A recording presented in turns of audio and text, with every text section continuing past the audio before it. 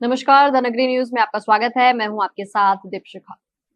राजस्थान की राजनीति में एक बार फिर से हलचल तेज हो गई है। राज्यसभा चुनाव की अधिसूचना जारी होने के बाद ही राजनीतिक दलों ने अपनी तैयारियां शुरू कर दी हैं। नामांकन प्रक्रिया शुरू हो चुकी है और 8 जून तक उम्मीदवार अपना नामांकन दाखिल कर सकेंगे। वहीं 18 जून को मतदान होगा और इसी दिन ये तय होगा कि राजस्थान से राज्यसभा में कौन कौन जाएगा। राजस्थान में राज्यसभा की कुल 10 सीटें हैं, जिसमें से इस बार 3 सीटों पर चुनाव हो रहा है। इसमें 2 सीटें भारतीय जनता पार्टी और 1 सीट कांग्रेस के खाते में जाने की संभावना मानी जा रही है। बीजेपी ने पूर्व प्रदेश अध्यक्ष सतीश पूनिया और अलका गुर्जर को उम्मीदवार बनाया है, जबकि कांग्रेस ने नीरज डांगी पर भरोसा जताया है। अब सवाल यह है कि राज्यसभा चुनाव में जीत का गणित कैसे तय होता है। राज्यसभा चुनाव में सीधे बहुमत के बजाय एक विशेष फॉर्मूले के आधार पर जीत का आंकड़ा निकाला जाता है।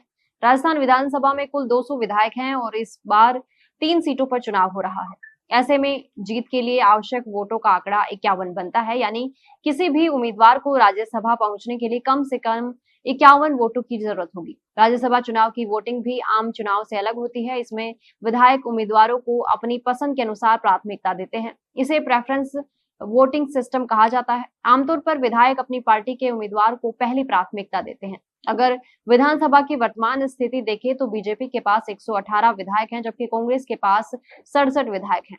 इसके अलावा भारत आदिवासी पार्टी के 4, बहुजन समाज पार्टी के 2, राष्ट्रीय लोक दल का 1 विधायक और 8 निर्दलीय विधायक हैं। यहीं से शुरू होता है तीसरी सीट का असली खेल।